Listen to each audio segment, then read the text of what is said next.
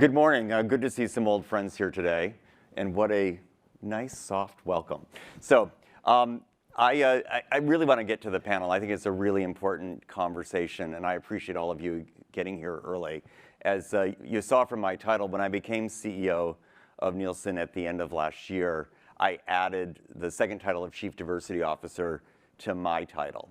And the reason for that is I think we can't win in our mission of being one media truth unless that truth represents everyone, everywhere. And some of my colleague CEOs have asked me, how do you have time for both? And I say, how do you have time not to do this? We have to have a truly representative workforce, employee base. We have to have products that measure everyone. We have to have a stand in the marketplace that represents everyone.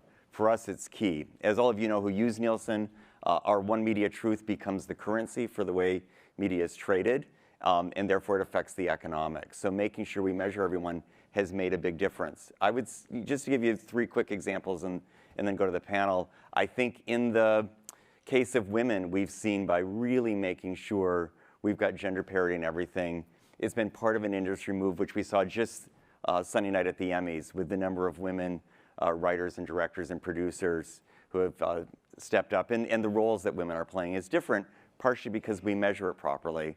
I would say in our work with GLAAD and the LGBTQ community, measuring same-sex households has made a difference. People get much more insights to understand that the Racial Matter Show is #1 among same-sex households, even if it's #9 against all. And I think to reach that audience, understand the buying power of that audience has been key. And I'm just really proud of playing a little role in getting gay characters into mainstream shows and getting the money to follow another really important audience. And then, of course, with the Hispanic community, Nielson led the corporate charge with our amicus brief to the Supreme Court and really making sure the citizenship question did not end up on the census, because all of you who buy media need to make sure that every citizen and every person is counted so that the ratings are actually accurate. So that commitment we have is in our product as well as our people. It's in our public stand and in our day-to-day decisions every day. We do absolutely stand to create one truth for you to understand media, and that truth needs to be everyone's truth. And what I hope you take away from this is in all of your work, you, your CEOs, your boards need to own this. In order for us to have a media ecosystem and an advertising ecosystem that serves the world, it has to serve everyone. So with that, I'm going to introduce my partner in all of this, who leads all of our commercial operations and has been a champion long before I came to Nielson at making sure we created one media truth, the one and only Megan Clarkin.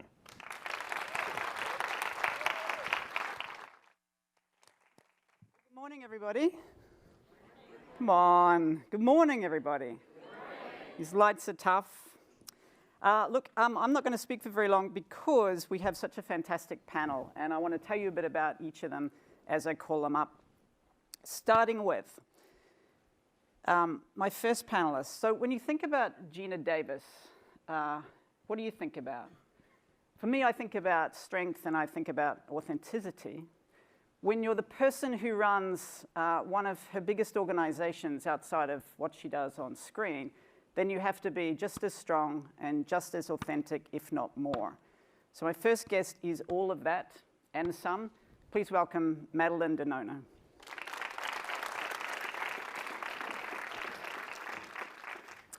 I walk past the stock exchange every morning, and I don't know if you know, but the little girl that used to stand in front of the bull, do you know her? She looks like me. She doesn't. Every time I see her, this person doesn't know this, but every time I see her, she reminds me of this person. This person's clearly all grown up. But the reason why is there's similarities, and she's standing in front of the institution, pushing a cause every single day with strength and authenticity as well. Please welcome to the stage the CEO of GLAAD, Sarah Kate Ellis.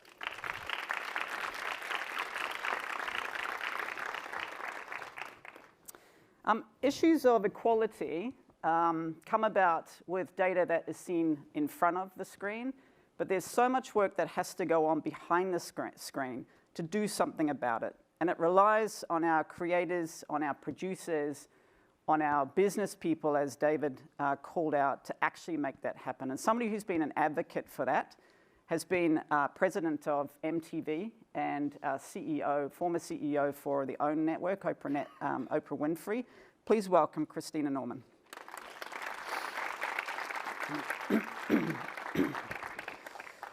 Okay, when your job is launching yourself in front of a soccer ball at 80 miles an hour, then you're crazy. She's laughing. But when your job is to do that at the 83rd minute of the semi-final in the World Cup soccer series, with around 20 million viewers and about 220 million of your country folk resting on your shoulders, then you are out of this world. So please welcome the goalkeeper for the US women's soccer team, Alyssa Neer.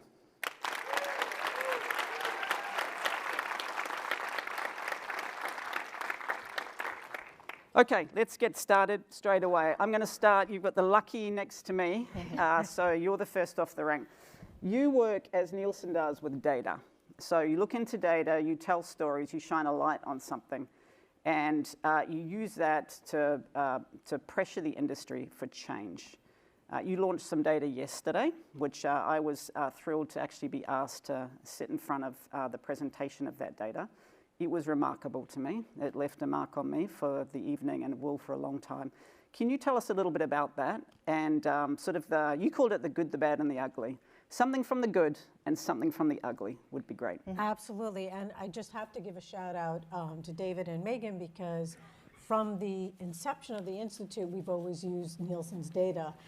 And just a little backstory, when we started to see the findings for children's television, which is what I'm going to talk about, 2 to 13, we kept going back and going back and going back to them for data, and they just kept turning it around like overnight. So the good, or the really good, is for the first time in history, we've actually achieved parity when it comes to female characters in children's television.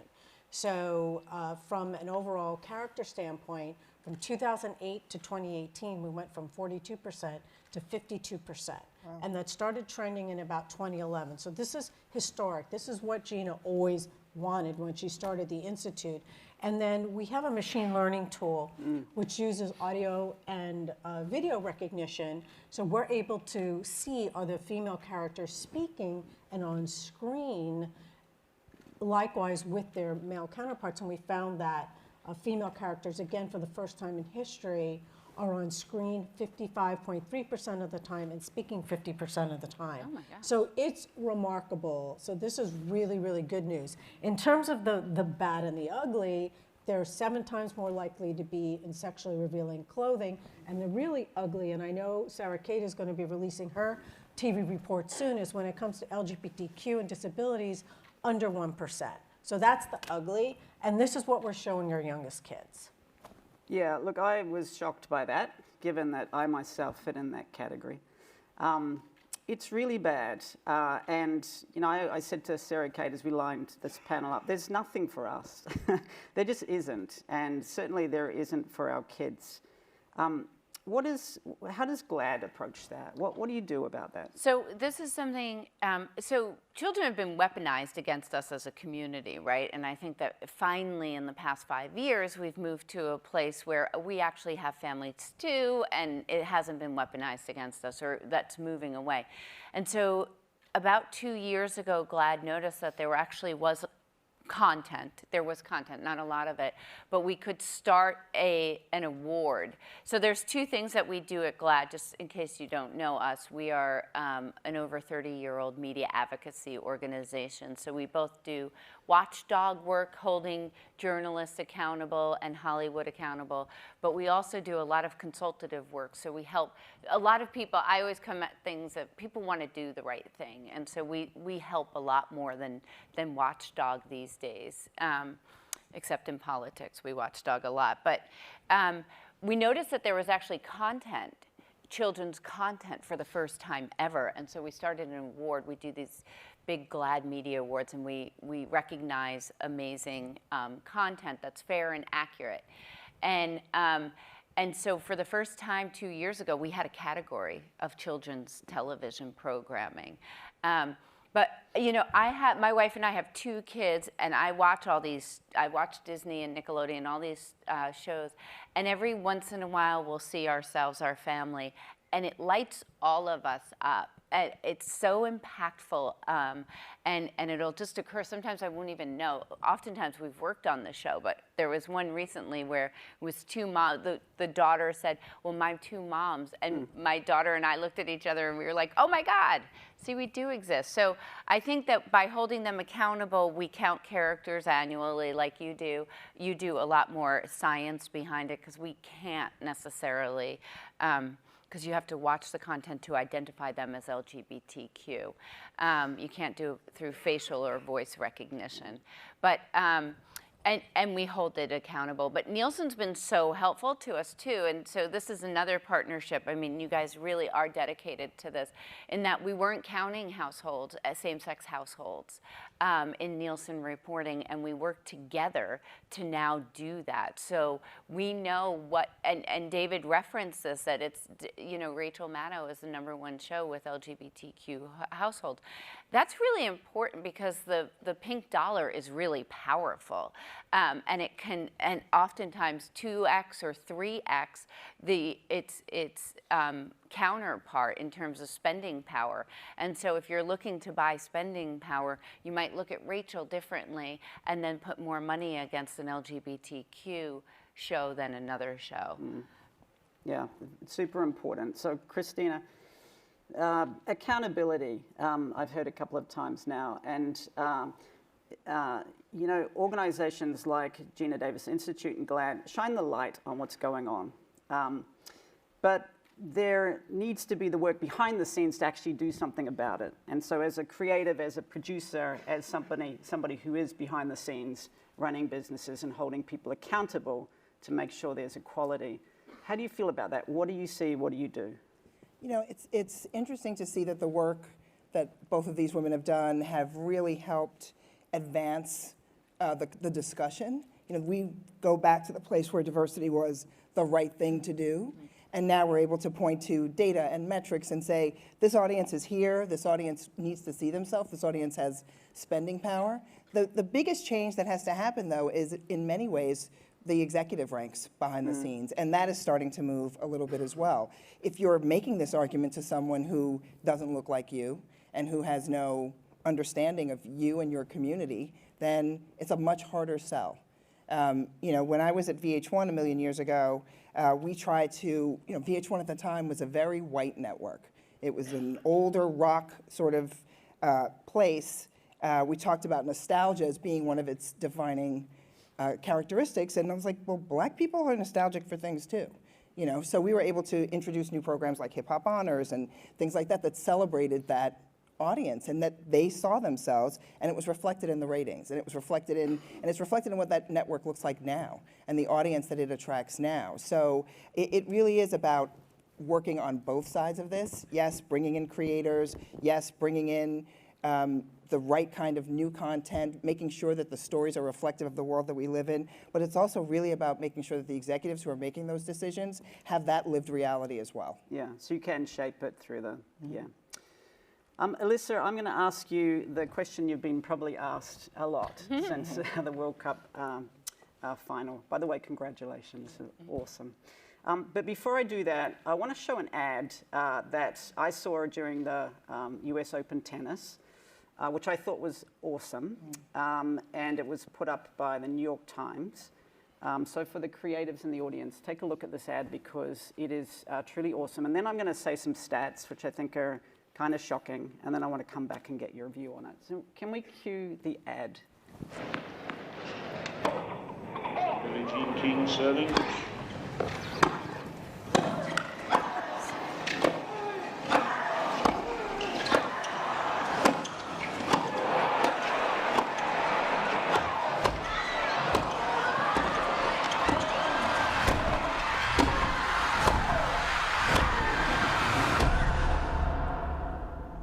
Hey, how's that? Wow. So impressive. What's sad for me are the stats that I'm going to read. So, and I've clearly just done some, these are what they are. So the US men's soccer team are paid, each player on average about $260,000 a year, the women $99,000. And so you could say maybe, they do more, but the women's soccer team have won, correct me if I'm wrong, 3 World Cups and 4 Olympic titles. 4 World Cups. 4 World Cups, 4 Olympic titles, just that, folks. The men, 0. So there's no explanation there. And then I hope this is right, but I sort of took a look at the best male goalkeeper in the world, and I'm going to call out Hugo Lloris. So he's the captain of the French soccer team and the goalkeeper. Alyssa is the best goalkeeper on the planet. And he is paid, and I'm sure he's paid much more than this, but he's paid about 4.5 million euros a year. What is going on? What's happening? Obviously, this is a very hot topic right now. Yeah. And I think this is important. This is panels like this, discussions like this are what starts it. That that ad was pretty. That's the first time I've seen it, and that was pretty awesome. I think that there's a lot of progress has been made over the years. If you go back to where women in sports started, I think there's still obviously a very large gap that needs to continue to be closed. And these are the discussions that need to happen. These are the bringing awareness to it is the first step in the process. And I think the awareness has been raised and people are talking about it. And now step 2 is what can be done about it. What steps can be taken, across all sports, not just in soccer, but in basketball. And, I think in tennis, is it Billie Jean King, I think, who created now, and it's the men and the women are paid equal for winning the US Open, which is incredible. And I think it took her standing up for that, and obviously it started a movement and started that process. And I think, we have had a lot of predecessors before us that have spoken out about different things and have fought, the last 20 years for, these different issues, and the torch has sort of been passed. And I think that it's now our responsibility as a team and as players and individuals to continue to have the conversations. Is there momentum? You feel like there's some progress coming, momentum coming? I think so. I think, if you look at even we look at media and things like that, I think it's a big part of it. A lot of why these, even you look at the NBA, the NFL, Major League Baseball, a lot of their money and their revenue comes from media and the TV deals that they have and the revenue and that generates. And we're still building that. We're still having that where it's, a little bit two separate issues. The national team is one thing, and then we have our separate National Women's Soccer League that's separate as well. That's only 7 years old, and that is definitely still growing. I mean, the league minimum contract in that is $16,000. So that needs to continue to grow. And so that's I said, there's a little bit two separate fights a little bit. But I think if you look at the World Cup, the investment that Fox put into our World Cup this summer, they did an incredible job with their investment and the commercials and the coverage that they had. They had all women panels for the most part, commentating. Even Ali Wagner in the Men's World Cup last summer became the first female commentator for a men's professional tournament, which is incredible. So there is progress being made in that sense, and it's just going to continue to grow, I think. Yeah, perfect. Can I say something, though? Because when course. you think about allyship, I was thinking about, obviously, Michelle Williams' speech at the Emmys this weekend got a lot of buzz, and the fact that she was just ridiculously underpaid for being in that movie that Mark Wahlberg was in. And, what she says about, what happens when you pay people equally and what they bring to their roles. And I think that, thinking about David as taking on the Chief Diversity Officer title in addition to being the CEO, and allyship is what matters. If if the advertisers in the World Cup stand up and say, this isn't cool, we need to make sure these players are paid the same, then things will start to happen. So I think in addition to everything that's moving inside, and I think that's incredible what's already happening, but we have to pressure all of these other partners and say, is this the world you want your daughter to live in? Yeah. This is ridiculous. Yeah, it's a very good point. And Sarah Kate,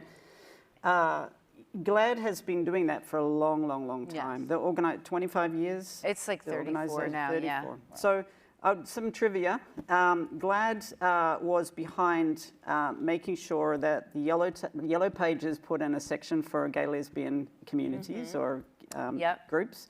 GLAAD was behind having the New York Times put same-sex couples in the marriage called pages. commitment ceremonies. We Commitment had to change ceremonies. weddings to commitment ceremonies. But interestingly enough, just in terms of advocacy, the way that we did that one, we actually had to go outside of New York, and we went to small towns and we had them start doing it. And then we went to the New York Times and we said, how embarrassing for you. You started from the local, you know, I've got Iowa has Yeah. commitment ceremonies, and the New York Times is supposed to be leading, not following, and that's when they finally switched over.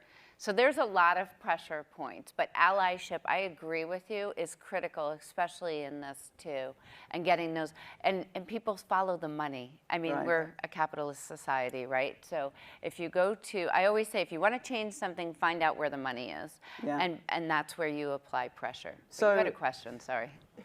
Well, I think you've answered it. So, you know, there is something, you wake up and you go, okay, today we're going to do X, Y, and Z. So this is a horrible problem and we're going to confront it. Where do you start? Where do you start with that? Well, so all of our advocacy is done through media.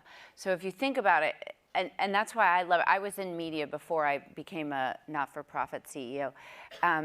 It's the most efficient and effective, and there's a lot of advertisers in this room, so you know that way to change things, to get people to buy a soda or to buy, you know, a new product or to try a service.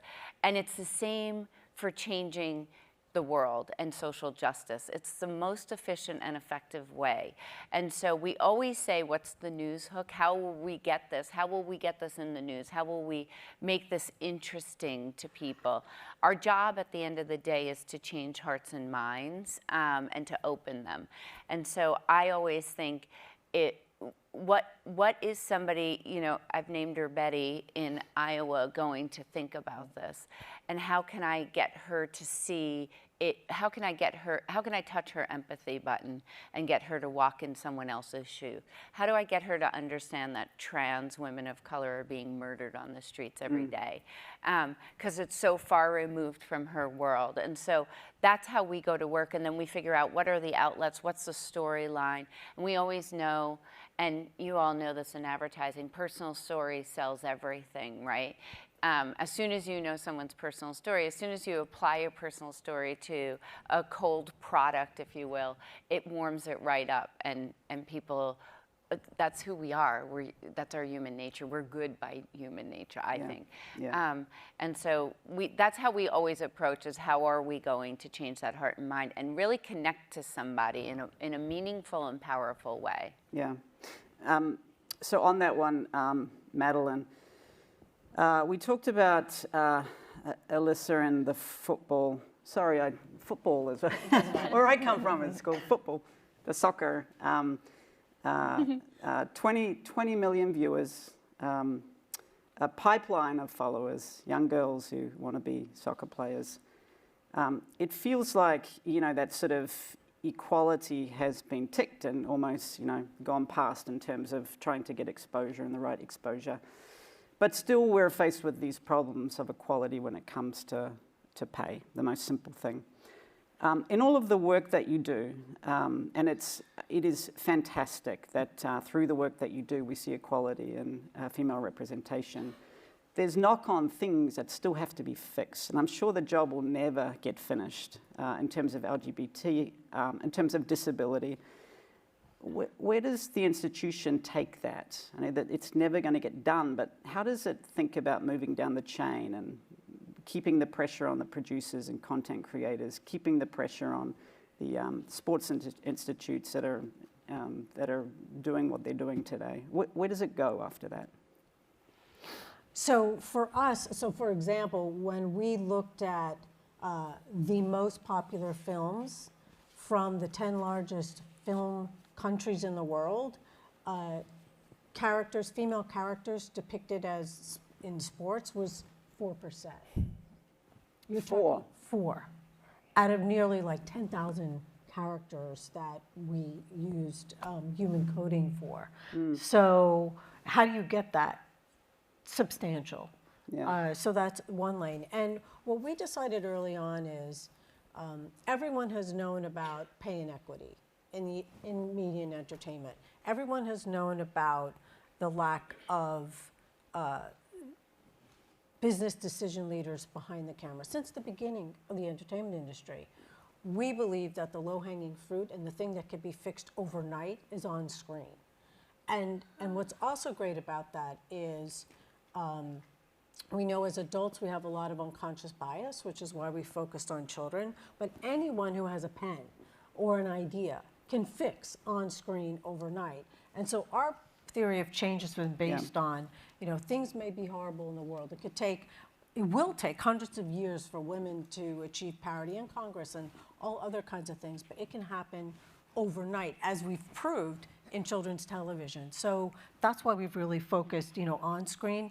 However, we do know that when there is someone like a Christina Norman sitting in the seat directing or driving the content, there will be at least a 10% uptick in on-screen roles for female characters. So there is a direct correlation of, who's writing the story, who's directing the narrative. And in terms of, we've gone from being a research-driven advocacy group to a research-driven intervention group.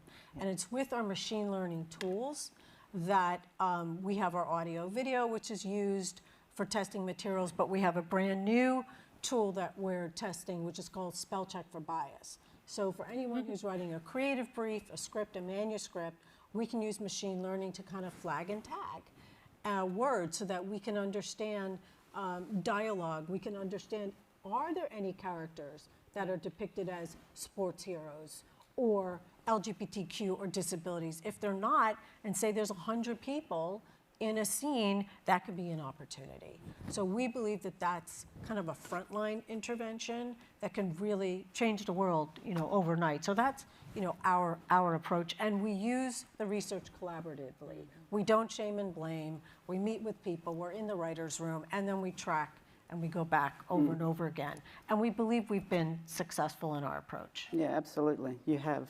And I would just like to add too, we just, I think the biggest thing for me, especially in these last couple months since, the World Cup and different things like that, is education. And a lot of, you don't know what you don't know.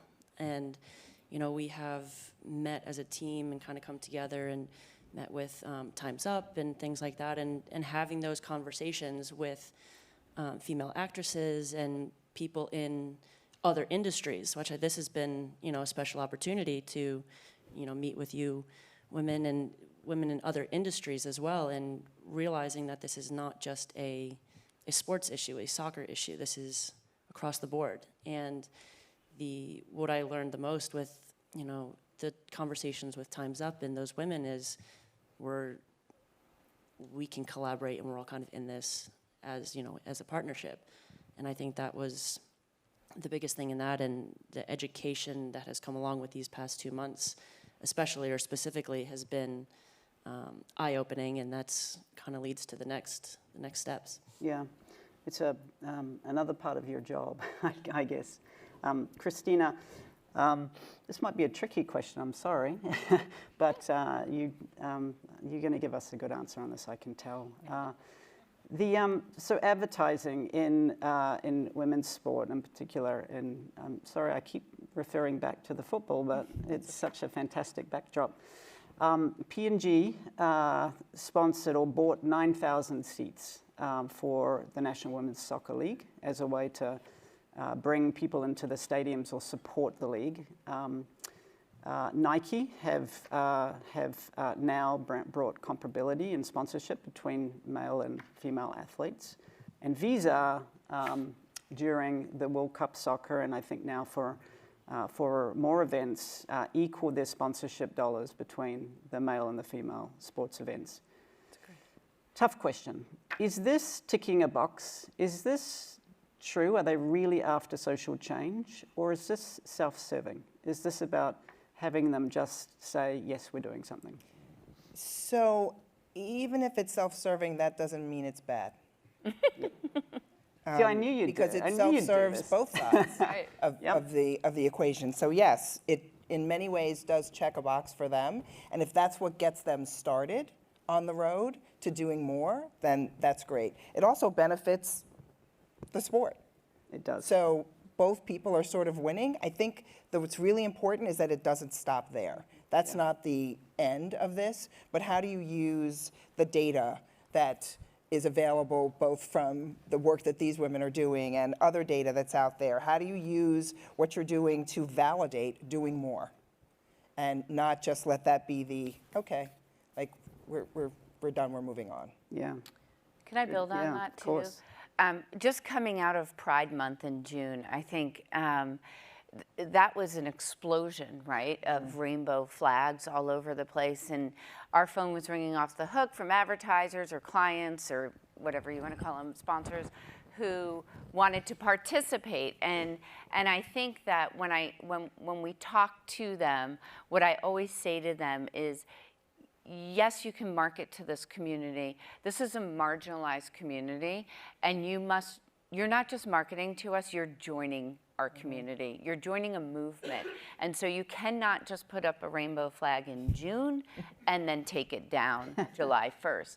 And the community will call you out on that because, you know, there are plenty of places where businesses have stepped up in profound ways around marriage equality. They've stepped up. We've called on them around bills in states all over this country where, you know, Mark Benioff at Salesforce will say that he'll pull the plug on a big expansion in Atlanta if they move forward. We've worked with Disney. I mean, we've worked with Bruce Springsteen in North Carolina. So that works. It really helps us fight bad legislation. And so I think when you think about, you know, a marketing campaign or targeting an audience, what I want you to remember is, especially if they're LGBTQ, people of color, women, you are joining their movement. And so you can ask them, what else can we do? Where are other places we can help advocate? You can't just market to us, you have to advocate for us. Yeah. And I think I'm gonna like sort of take a commercial break here, which is on October 8th. There's a massive Supreme Court hearing, 3 cases, and they're hearing whether or not they can fire LGBTQ people from their jobs simply for being LGBTQ. That's happening on October 8th. So I ask you all to use your platforms to get the word out on that. It's really important that we get some buzz going that that's not acceptable. That is not the American way. And that's where advertisers and supporters can step in and use their platform. See what I mean by the girl in front of the stock exchange? It's awesome. What inspires you every single day to come and do what you do, Madeline? Just to see the feedback that we receive. You know, we'll receive messages from moms and girls saying, I'm so happy that I can finally, you know, see myself, or that my child can see myself. You know, for example, this is just a lighthearted example. Gina was obsessed with archery at a point in her life, and we did a study on archery because her coach said to her, the girls' percentage in archery went up 105% in 2012. Why? Because of two movies, Hunger Games and Brave. So girls saw the movie, bought a bow, and it was immediate. And that was the first time in history that happened. And so there is such a direct impact. We know from surveys that we've done with J. Walter Thompson, looking at 10,000 women in 9 countries, that based on a fictional character that they saw, 12% left an abusive relationship, And in a country like Saudi Arabia that went up 25% for something they saw in make-believe, 12%, actually 20% wanted to take up a sport, wanted to be more ambitious, went back to get their education, all because of something they saw. So we believe that let's paint the fictional world the way we want it. Let real life imitate art. Yeah, beautiful answer. So how many people here have been in a ticker tape parade on top of a bus with hundreds of thousands of people lining the street too? Hands up, who's perhaps? Ah, wow, all right. I need to talk to you. I haven't, but you have. What did that feel like, and how do you, so it went past the Nielsen offices. There was this sea of young girls. How did that make you feel? That was probably one of the most special experiences that I've gotten to be a part of, to be here in New York City and have a ticker tape parade, and the history behind ticker tape parades and everything that comes along with it was something very special. And I think that to look around, so the World Cup was overseas, it was in France, and a lot of us stayed off social media, we didn't have American television, things like that, so we knew that there was a buzz back home, but we didn't quite realize how much of a buzz until we came back to the US. And as soon as we landed in New York and got off the plane and saw the media around and saw the hype and the buzz that had been generated, it was like, wow, this is incredible. And to have that parade and come through the city and see, the thing is, it's not just young girls and young women. I've had, I had the opportunity to go home last weekend, visited my grandmother. She's 100 years old. Her her assisted living home, as I learned, threw a World Cup final watch party. And the CEO grabbed me after, sitting getting lunch with my grandmother, my two aunts and my mom and my cousin. And the five of us are sitting in a room, and the CEO comes over and he goes, I have to tell you, he's like, you brought so much joy to the people who are living here. And these are all people that are probably between the ages of 85 and 105. Wow. And that was kind of eye-opening to me, because we just assume that our audience is young women and young girls and who aspire to be athletes or whatever they aspire to be. And to kind of realize that it is expanded past that was, I had the staff members coming up with tears in their eyes and saying how excited they were. And that was something I didn't expect. That was something that, to me, I always wanted to be an athlete. This was always my dream. I didn't realize all of this that would end up coming with it. And I think it's something special I don't take lightly and don't take for granted.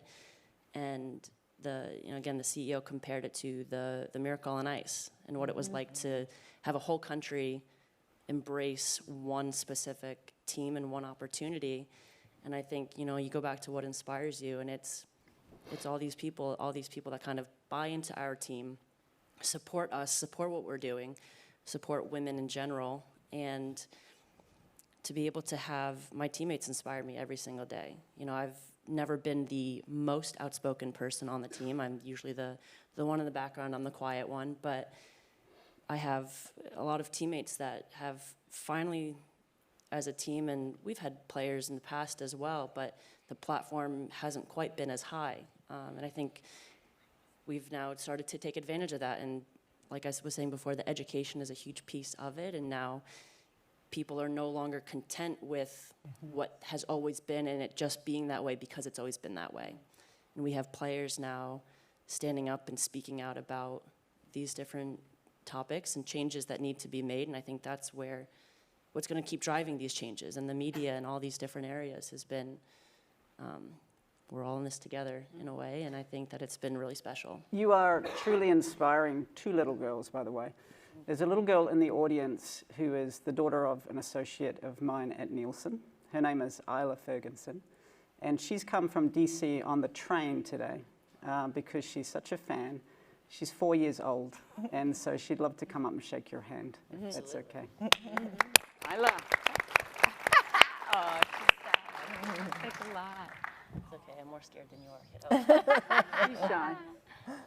Come on. Come on. Is it Isla? Inspiring little girls everywhere. Oh my gosh. Thank you for joining us. Thank you to our panel members, Madeline, Sarah Kate, Christina, and of course, this one here. I can't. Take care. Thanks, Melissa. Yay.